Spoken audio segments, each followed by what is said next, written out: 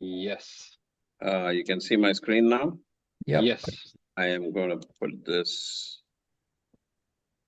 I want to adjust this because every image is on the screen now. Oh my God. I got to get rid of all these other things on my screen. Let us see how to do that. Okay. And we are also live on YouTube now. Excellent. See? Yeah, we can see your screen. However you want to do it. You can either minimize the header bars or you can go into presentation mode, whatever you want to do that works for you.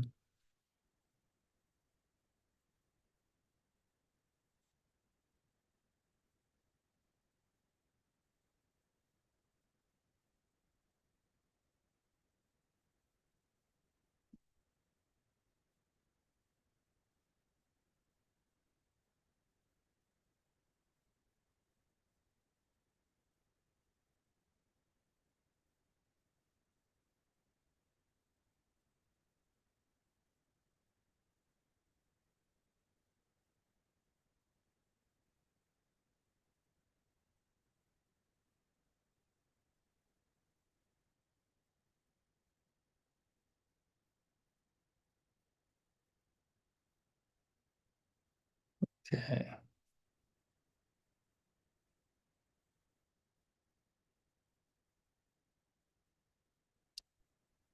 So I'll wait maybe another minute and then do the introduction if you want. Tomas, does that sound right? Yes, that sounds right. Okay. All right. We'll yeah. wait for that, and then I'll wait for Mohan to share his screen again when he gets the first page where he wants it. So sounds good. So, all right, everybody, it's one more minute and I'll start the meeting. Just want to give a few more minutes, or one more minute, I should say, for people to join, and then we'll get started. So thank you all for coming today.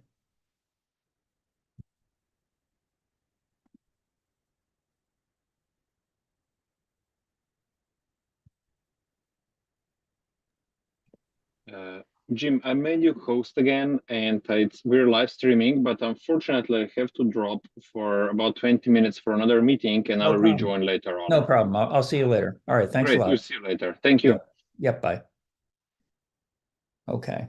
All right. Let me just share my screen briefly before the presentation. Let's get rid of that. So I want to thank everybody today who's attending this meeting. This is today's meeting. We're fortunate to have Mohan Venkataraman from Chainyard, CTO, who is going to present a session on trusted enterprise AI and machine learning. And so I'm the one that's guilty of setting up the session because Mohan wrote a great article on LinkedIn that really was, I thought, I'll call it a very important article in the sense that it's not about just the technology of here's AI and here's blockchain, let's put them together. But he literally has one of the best use cases, which is really maybe the most important thing to take away that I've seen in the business world. It's not specific to an industry. It really works cross industry in lots of industries. So he was really kind enough to say he would do a presentation for us as well. So that's what we have today. I just want to welcome everybody to our meeting today for the Hyperledger Public Sector SIG, and also all of the virtual Hyperledger meetup groups that are part of today's meeting as well. So we promoted it in both areas. First of all, there's an antitrust policy for the Linux Foundation that says meetings that involve participation by industry competitors. It's the intention of the Linux Foundation to conduct all of its activities in accordance with applicable antitrust and competition laws. So if you feel anytime during the meeting that there's a chance that your participation wouldn't be allowed under those rules, we ask you that you would please leave the meeting as well. Secondly, there's a Hyperledger Code of Conduct. We're committed to creating a safe and welcoming community for everyone. which means that we treat everybody in our meetings and our organization with respect, professionalism, fairness, and sensitivity for all of our differences and strengths at all times. So we're looking for what I call, respectful professional conduct everywhere in our comments and everything else. So with that, that's the background. I want to, again, introduce Mohan. So let me stop my share. Mohan, I'm going to let you share. Give me 1 second. I don't see Mohan back on. Oh, sorry, here he is. So let me give him, I'm going to make Mohan, you're a co-host, so you should be able to share your screen.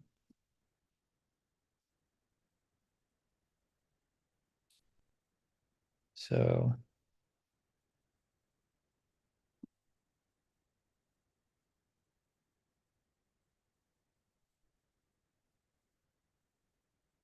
there. So Mohan, can you share your screen at this point?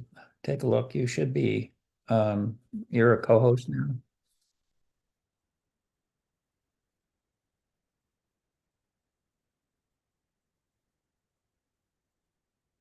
So Mohan, let's see. You can unmute yourself as well.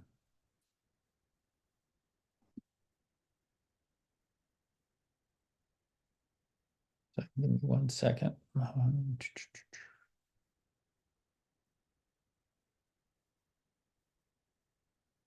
Okay, I see your screen, but you're still muted as well.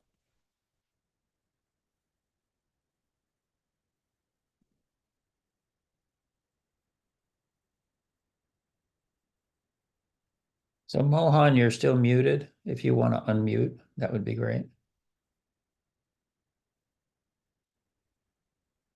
Yep. Yeah, I realize. Yes, Mohan is still muted. So Mohan, can you unmute on your end?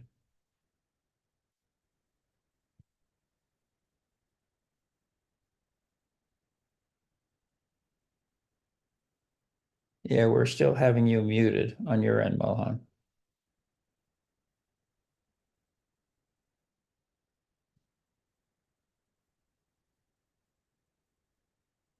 Yeah, so you're still muted. We see your screen, but your audio is not coming through.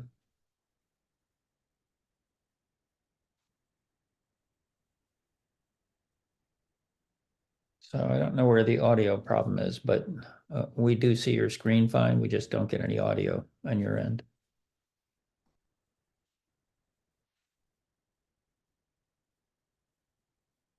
So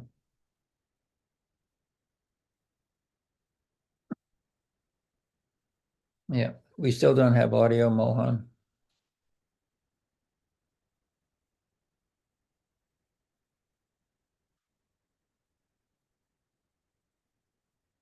Not sure where the audio problem exists on your side. It looks like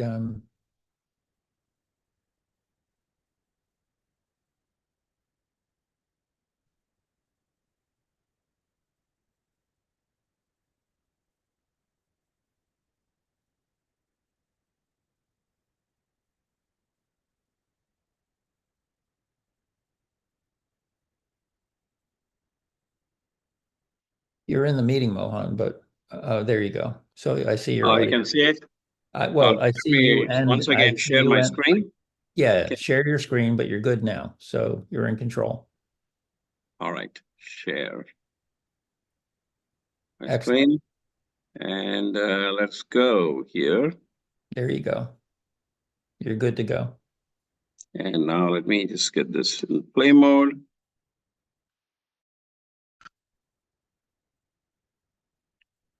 Are we good? Perfect. Yep.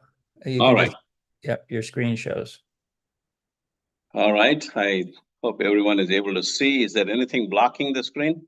No, but can you either put it in play mode or expand it because it shows, there you go. That looks better. I don't know why it's got a slide preview, but let me see if I can expand it. does look good. Why does it, so for some reason on the screen as I look at it, I'm seeing the slide, which is fine, but I also see a next slide as well for some reason.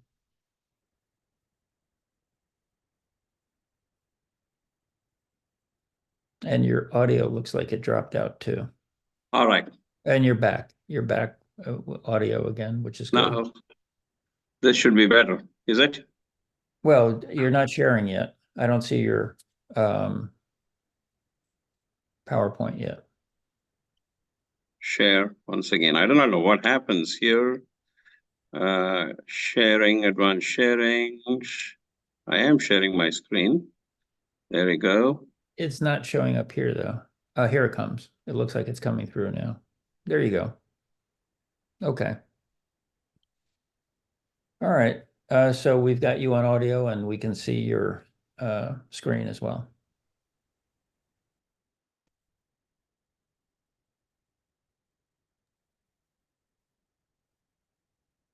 So yeah, if you want to. Ready? Yep, we're ready. Go ahead. All right. Sorry for all that. I have a lot of things surrounding this office. I rarely come here.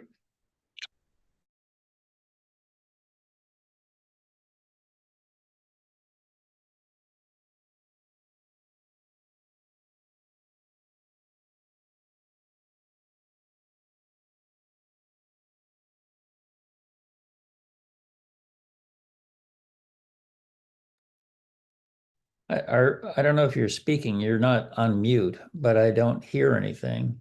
Maybe you're frozen on your end.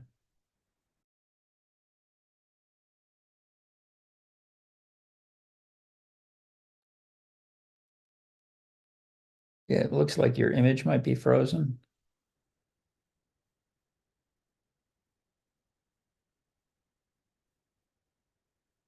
Yeah, sorry, but Mohan will have to connect again. It looks like his connection got frozen, so.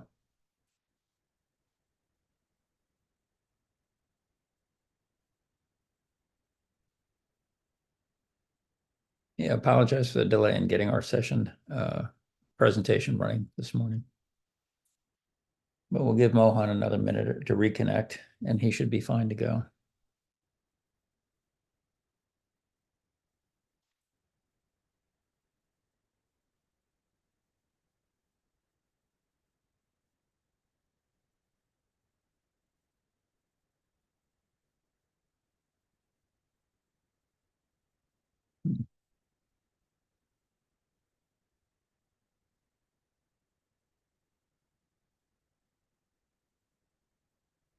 Just waiting for Mohan to reconnect.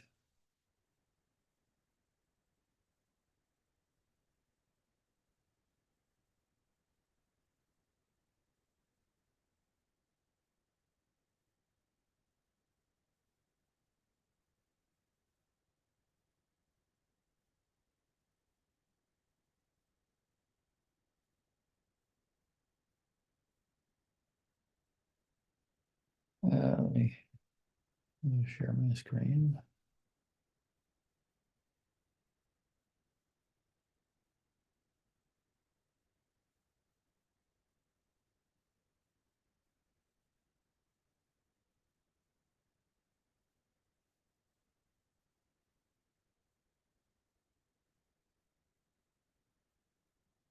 All right, waiting for Mohan to reconnect again. Yep, we're aware of his connection problem. Let me drop out.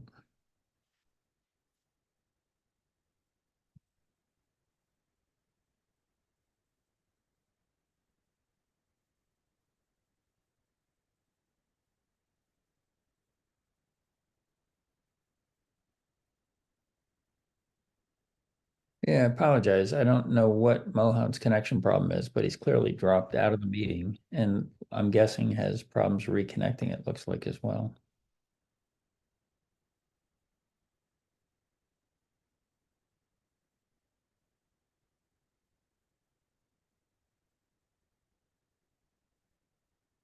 So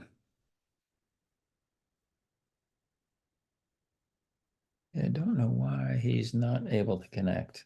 Let me, give me 1 second. Let me go look. I don't have his session available on my side. Otherwise, I'd show it to you.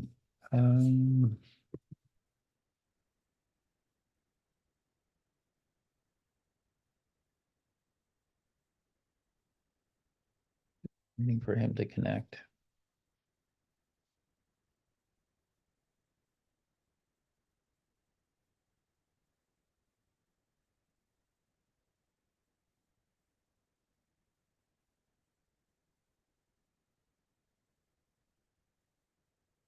No.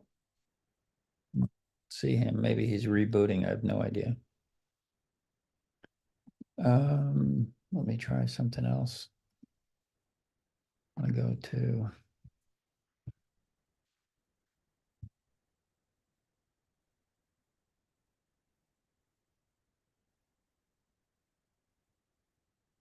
okay. Give me 1 second.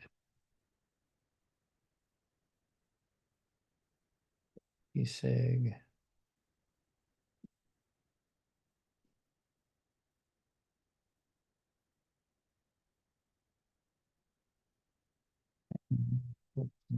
LinkedIn, make sure he has the link available.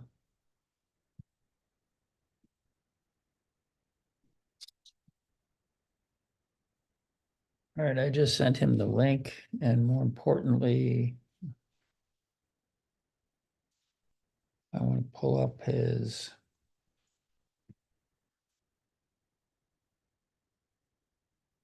Let's go back.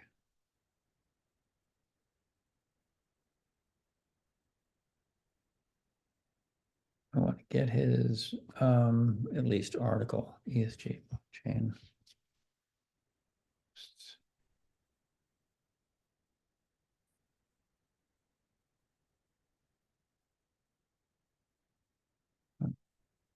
One second.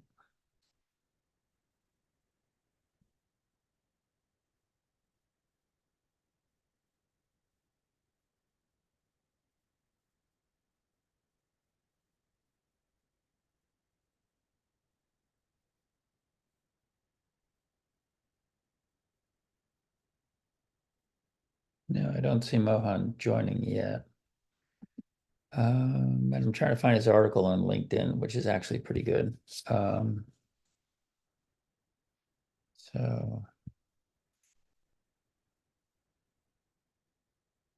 let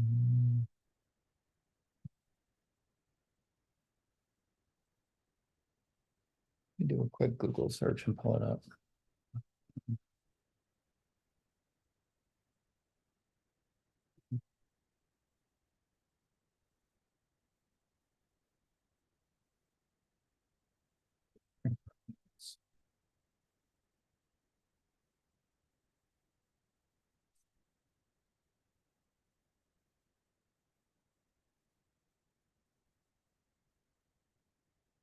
I'm going to actually post this. This is the link to Mohan's article.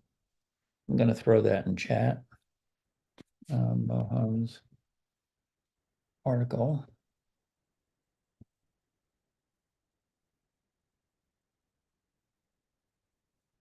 So that's the actual link to the article right there.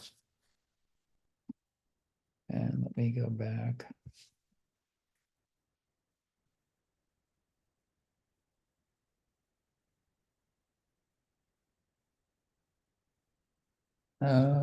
Okay. So you have the article link, and I don't see Mohan on.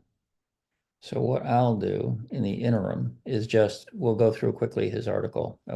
I'll share my screen again.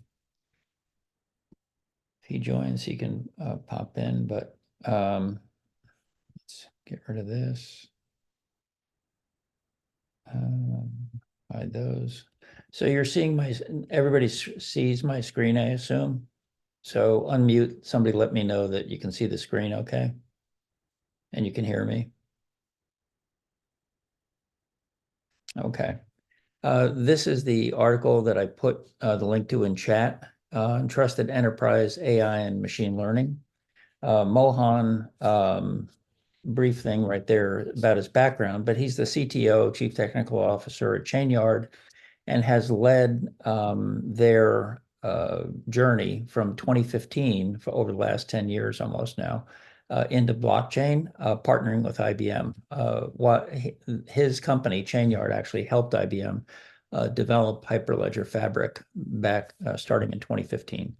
And as part of that, a little introduction, Chainyard actually created a new solution in blockchain called Trust Your Supplier, which is actually interesting, or short acronym TYS.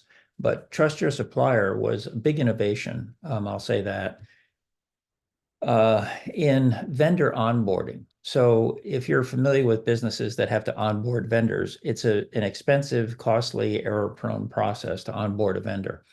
And the concept, and we have many ways to do this in the past, and I was part of those kind of things, onboarding vendors for other companies. And it was always a challenge. It was an effort. It took time. What's different about Trust Your Supplier, the concept is they'll do all of the vetting of the supplier up front. How you use the supplier is up to you, but they created this network that says, hey, we'll do all the vetting to bring suppliers on board. And once they're here, with blockchain, we have all of these automated digital verifications that show these are the things that have been done. So that's the concept behind Trust Your Supplier as a business model.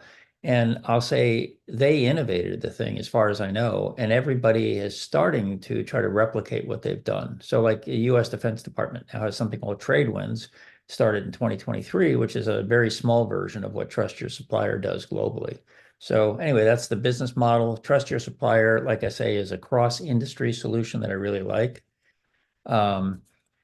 The concept of what they have done at Chainyard is call it common to a lot of businesses now, including vendors as well, service providers like Chainyard, is that we're looking at AI and machine learning and saying, okay, how do you apply those to the business model intelligently? And this article right here, Trusted Enterprise AI and ML, that back in March, Mohan wrote this and published this on LinkedIn. And it's actually, I thought, a great article showing not only here's how you can take a given business use case, but show specifically how blockchain adds value to AI big time. And the real issue that blockchain adds to anything, there's several. We know that it's can be decentralized or distributed over a network, so you can, I'll call it, reduce frictions. You can improve, I'll call it, distribution of information better than centralized networks in many cases, improve resiliency. You also wind up, the key thing with blockchain, though, is that you're recording stuff and that it's immutable on the network, or I'll call it difficult to corrupt once it's on a blockchain because it's distributed, been validated, and all that. Transactions are signed, everything else. So all those features about blockchain make it an ideal thing when you have to have what we call counterparty trust that you have to build across the network, which almost every business network or government network needs that. You all have counterparties, and you want to have what I call trusted data, trusted transactions, and blockchain does add that capability. So when you go to AI and you're saying, okay, now we're applying an AI to an application, one of the major challenges of AI is trying to say, how do you take an AI problem that we're trying to solve and say, how can I trust the data? And so if you've done any investigation into AI, not so much machine learning, but more, I'll call it Gen AI and some of the newer models, large language models, LLMs, while they're very useful in some ways for certain applications, the challenge of them is always, they have what they call errors, a level of accuracy problem sometimes. They call them hallucinations, where the AI large language model for Gen AI may tell you that there's some famous errors they've made, things like,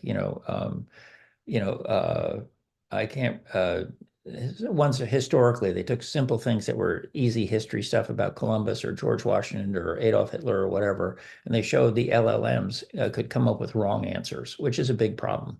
So sometimes when you're just looking for creative stuff, a Gen AI solution out of the box is a pretty easy fit. On the other hand, if you're trying to have something that's a binary answer to a problem that says it's either 100% correct or it's wrong, one or the other, then Gen AI can be a challenging thing to apply to those use cases. So one of the things you can do with these better large language models now is you can say a couple of things. Number one, I want to have a level of accuracy in the answer. That's good for things that need to be accurate. And second, you can do what they call grounded data. So the large language models have been trained on other data, but you can say, no, I want to override that and use this specific data. So that's one of the advantages of saying, let's focus on the data I'm going to give you. And the thing about blockchain is, yes, you can say, gee, the data that we have here has been vetted. It is accurate 100%. And let's focus on this. So that's the concept of saying, here's the data, if you will, that can be on blockchain. Let's use that data and apply it to an AI problem, if you will, or solution. So he just gives you a nice sort of layered view here. Let me see if I can expand this a little bit. Here's, I'll call it a typical stack showing a solution that has both blockchain enabled records in it. And you're authenticating the model. So you're proving that, in a sense, the process that you're executing is actually for a certified specific AI model and version, which is really important, and that you also have the right authorizations as well. All of that can be checked against, in a sense, blockchain verified data, along with trust signatures and everything else. So it's still a standard, what I call Web3 type solution. As any, I'll call it Web3 API type solution is. So you have on the left here your enterprise data.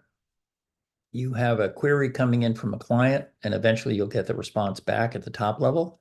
You're going through the security layer, as he points out, the guardrails to ensure that the information is secure, it's not corrupted, that you have the right parties coming through that layer that have been verified and authenticated. But then you go through the workflow prompts, the agents and the prompts that you need for Gen AI, which can be either dynamic or more structured prompts. And then from there, you can drive down into the specific use case models and eventually go into what I call the APIs that are going to connect you out to the large language model and the actual LLM layer down here. You also, for Gen AI, will wind up with data stored in what they call a vector database, which is a different type of database than NoSQL or RDB. The point of a vector database is you have all binary data that can be consumed by a large language model. So you basically go through what I call a translation of, I'll call it normal data or documents, if you will, into a vector database so that the LLM can operate on that data effectively. And in a sense, do apply the reasoning that the algorithms, the LLM has against that data. So that's sort of the high level concept. And then if I go down below that, one thing he calls out correctly here that you can either have purpose-built or specific LLMs that are not the large LLMs like ChatGPT or Gemini or Claude or some of these other ones that are now out there that are very, very big. But you can also build custom LLMs for specific problem sets. So I've done in the past, I wouldn't say they were AI, they were more machine learning things, but they were targeted towards specific things like generating an application for a specific type of application given sources. So machine learning is not new. It's been around for years. In a sense, the technology improves, but the generated AI, large language models, is really the big innovation that we've seen over the last 3 or 4 years. Which is a different model for how AI is done than traditionally we were doing before. That said, again, the idea that you either have a purpose-built solution, which can be much smaller from a resource perspective, or you're, in a sense, using these large language models that have been trained on billions of, I'll call it facts. They have parameters as variables in there. and they're operating on a very large model from a resource perspective. If you share them efficiently, like in my case, I can access Claude or ChatGPT or Gemini by subscribing to those easily today as a user, which is nice. But from a company perspective, you're really more interested not so much in the prompts, but probably trying to automate something like ChainYard is doing using the APIs as well. So you may expose, I'll call it a structured interface to your users so that they can ask certain questions of a large language model, or you may use the APIs directly. Any of these vendors provide both an API and I'll call it a user prompt interface.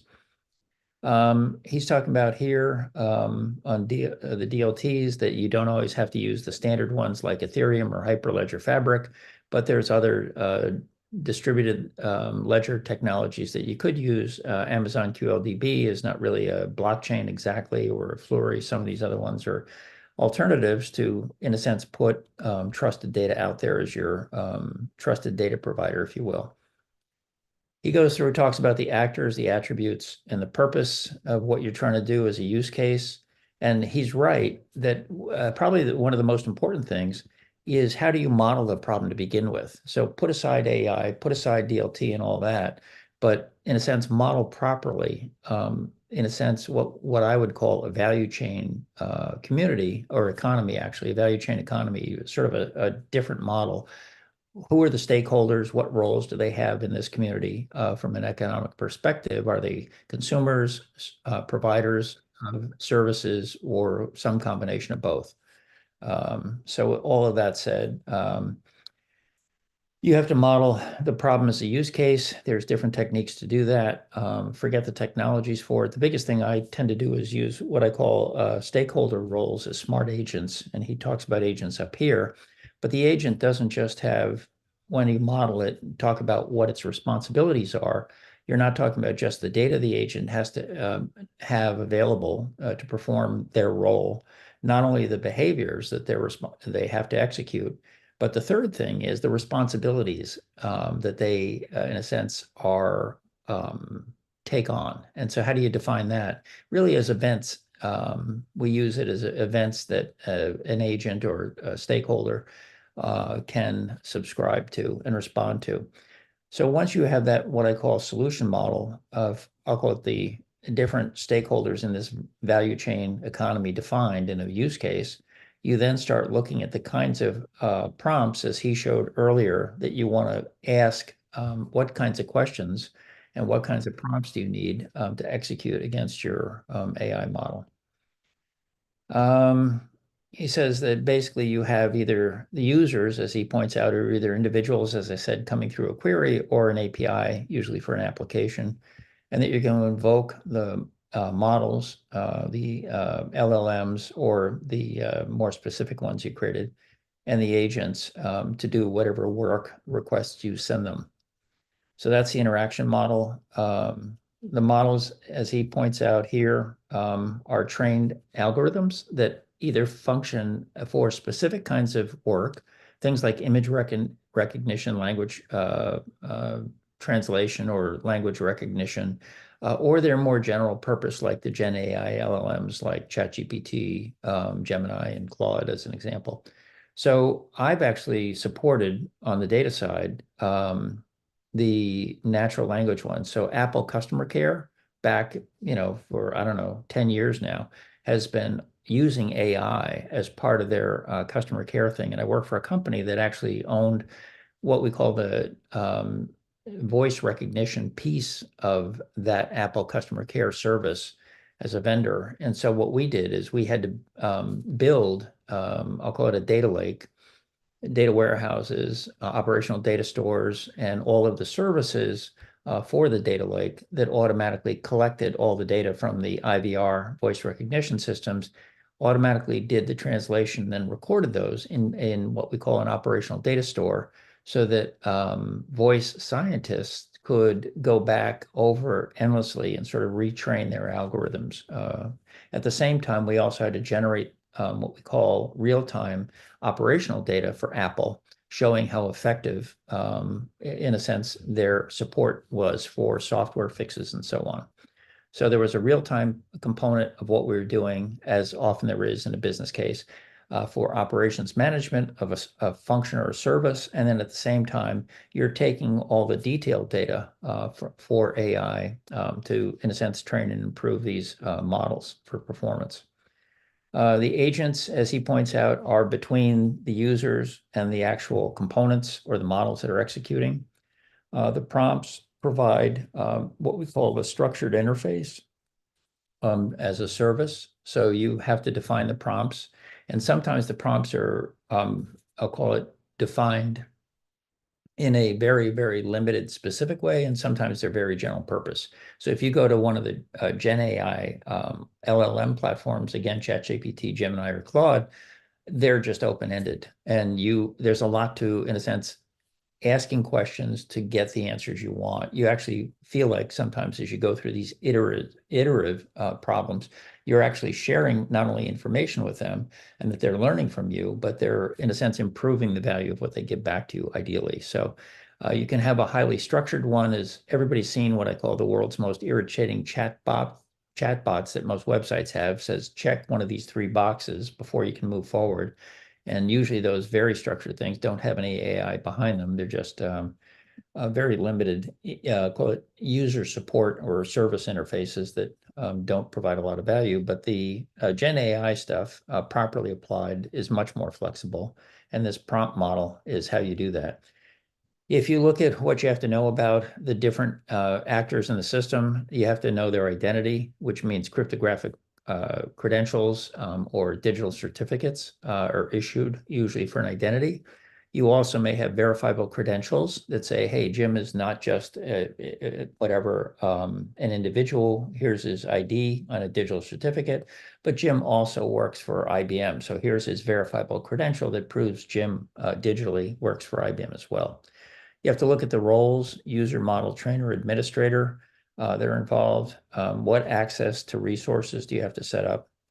Some of the challenges that are not trivial are the prompts filtering. So not only do you have to get it right to say, I've, in a sense, architected a prompt process that will drive toward answering the kinds of questions I want my users to ask, but at the same time, you also have to, as he points out, do filtering on what they call the PII information. So as an example, you can ask, is Jim an architect for IBM, as an example? I'm not, but if you ask that question, it shouldn't share any personal information about me. It should answer the question and say, Jim is, yes, an architect, or he's not, to answer your question without sharing anything that's my social security number, my anything about my address, or any of the other PII stuff. The other thing is response filtering. So what happens is you get a response back from your AI model, I'll say a Gen A model like ChatGPT, and there's something called RAG, or is the term response augmented generation, which means, okay, the LLM gave me this response, but before I hand it back to the user, I'm going to either add or transform the response in some meaningful way. So a good example would be they have these more advanced image solutions now that says, okay, you could, on the input side, say, hey, I want to see Jim hit a home run in baseball. And if the output is supposed to be a video of me hitting a home run in baseball, then the LLM can take, if you will, that request and translate it and say, okay, I'm going to create a short video of Jim hitting a home run in baseball. Whether he did or not is a different issue. But the other thing with response augmented generation is you can also add certain verifications and validations that come back and say, I want certain proofs to say that the answer I'm getting has a certain level of accuracy. We talked about some of this DLT-enabled Trust AI protocol. So here's the concept that we're trying to ensure that we have, I'll call it responsible behavior, as he points out, not only on the part of the users, that we control that because you're making a request, you're going into a system. So the ability to, in a sense, I'll call it moderate your behavior. as a user to what we can accept or what we can't. But the bigger thing is that we also want to ensure the accuracy of the entire process. And again, the advantage of what I call the blockchain service, if you will, is that it can validate not only that everything is authorized and signed as a transaction, but you even have the right consents in place. We even track that. So if you're using some of the Hyperledger frameworks like Indy Aries, in certain networks, I've done this before with identity. You can actually say, hey, I've issued you a credential. Do you accept that credential? And we actually track the consents as well. And then the other thing is, again, going back to the concept of privacy, not only do we not share PII information, we design the system in a sense the PII information is not usually on the blockchain, it's off-chain somewhere else, but it's linked, if you will. Secondly, we now have the concept of zero knowledge proofs that says, I don't have to tell you the data, I can just prove the fact that you ask to verify if Jim is actually an employee of IBM. The answer that comes back is yes. You don't get my badge number, you don't get any of that, but you can say you've dealing with, I'll call it an IBM verified source. It's going to answer the question, yes, Jim's an IBM employee as an example. So user trust and model assurance, the whole point is that you want to be able to trust the models you're working with. And that actually is really, really important. So it's I call it in AI, it becomes more complex as a trust problem than just regular data. In the simple world, we had transactions. Can you prove the transaction actually occurred? Can you prove the parties that created this transaction actually signed the transaction and maybe even a notary to approve it?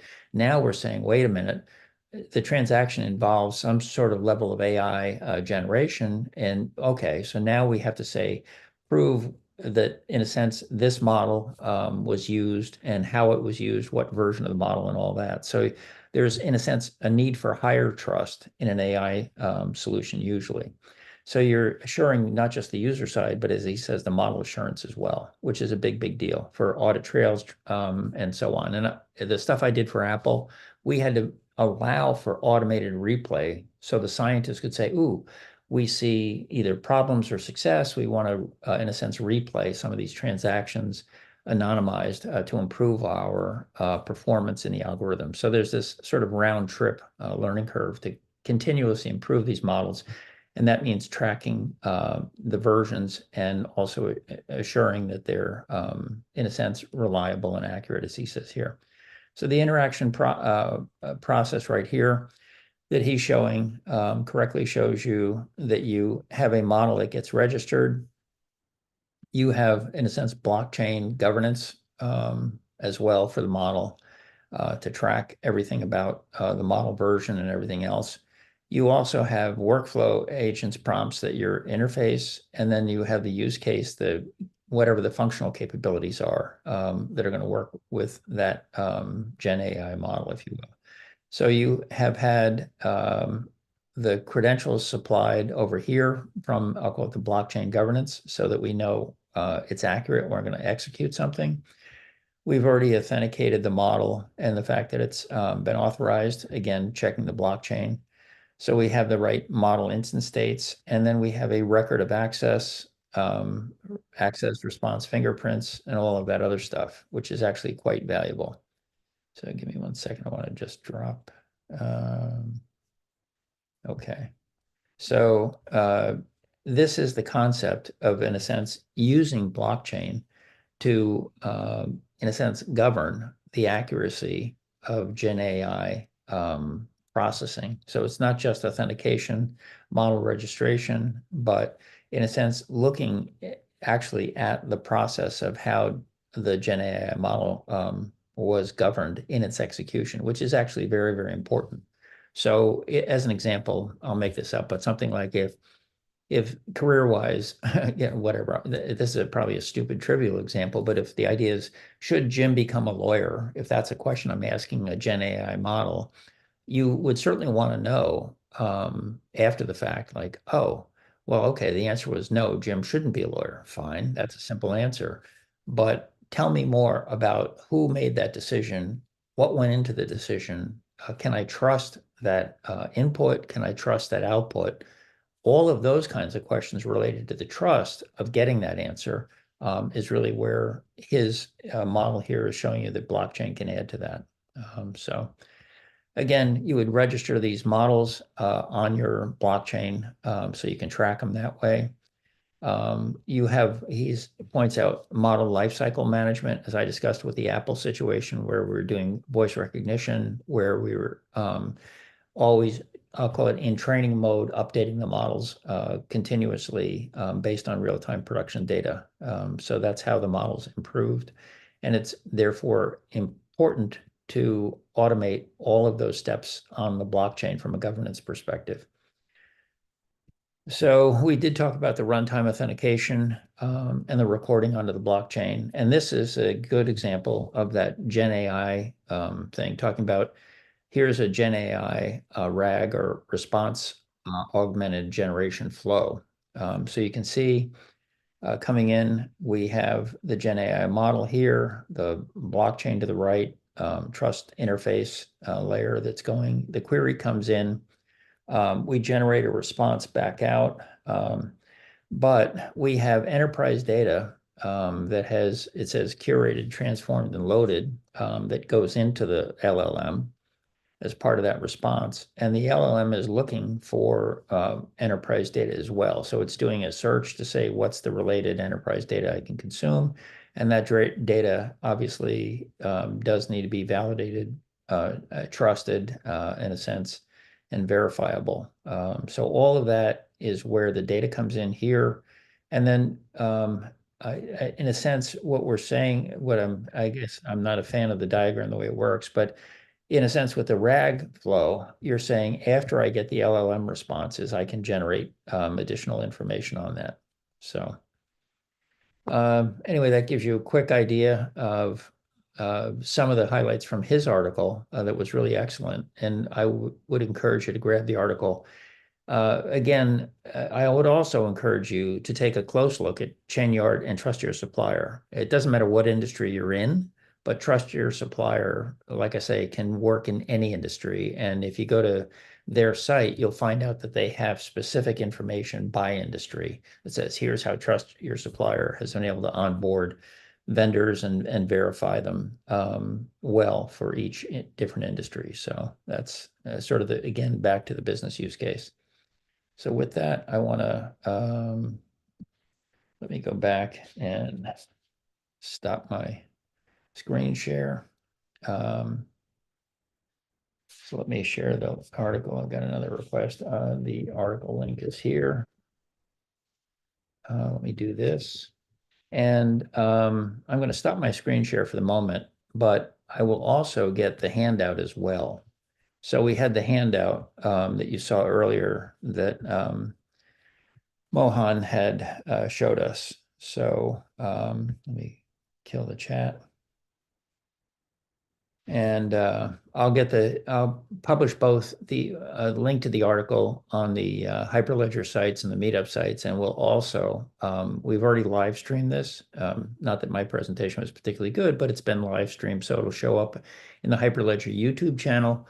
And we'll also have the links again to the article and to the slide deck on the Hyperledger YouTube channel as well. So with that, let me open the floor to any questions anybody has. Any thoughts?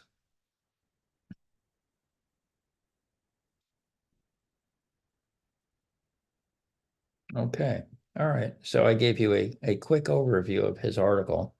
With that, if you have any questions, great. If not, I guess we can end the meeting a few minutes early. So with that, I thank you for your indulgence with the problems we had trying to get Mohan live onto the session. So thank you, everybody, for sticking with me and going through the article. And then, look forward to getting you the information on the website and the YouTube channel as well. So with that, let me just yeah,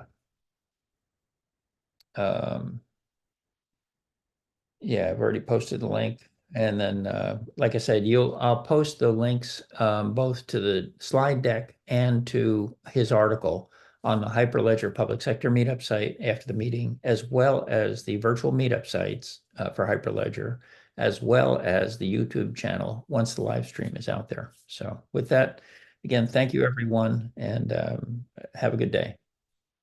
Bye.